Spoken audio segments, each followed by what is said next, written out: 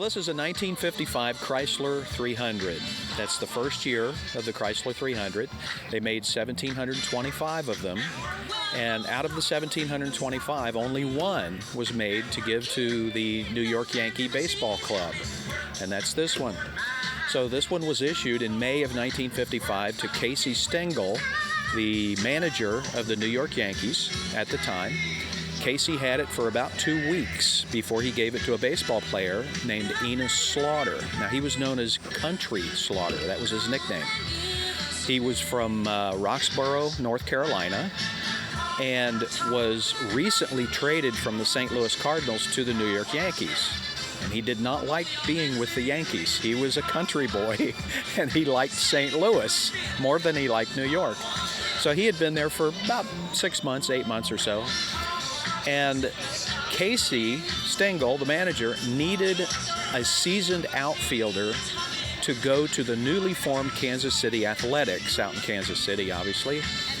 And he went to Enos Slaughter and asked him if he wanted to go. And Enos Slaughter promptly said, heck no, I'm not going. No way, I'm not doing it. Because, first of all, I didn't want to be here, so the heck with it. The bottom line is a trade deal was made.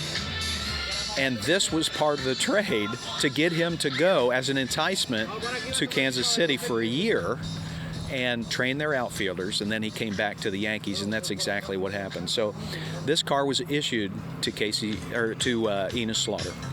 Enos owned and drove this car for 8 years, from 1955 to 1963.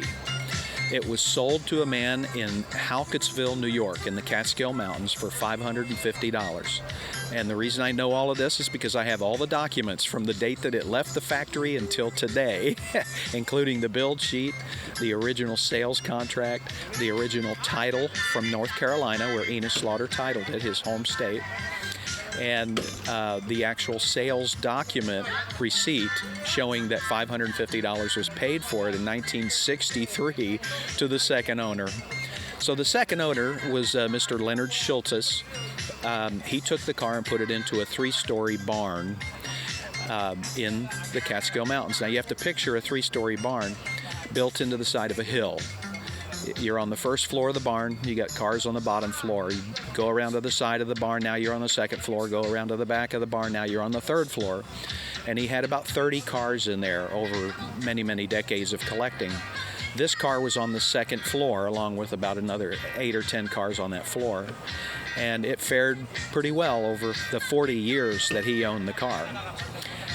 In 2000, now Mr. Schultes passed away in the 1990s.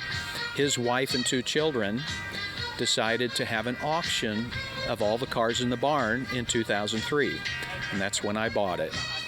One of the guys at the auction that was also bidding on the cars was Mr. Don Garlitz. I don't know if you've heard of him or not. He's a pretty famous drag racer.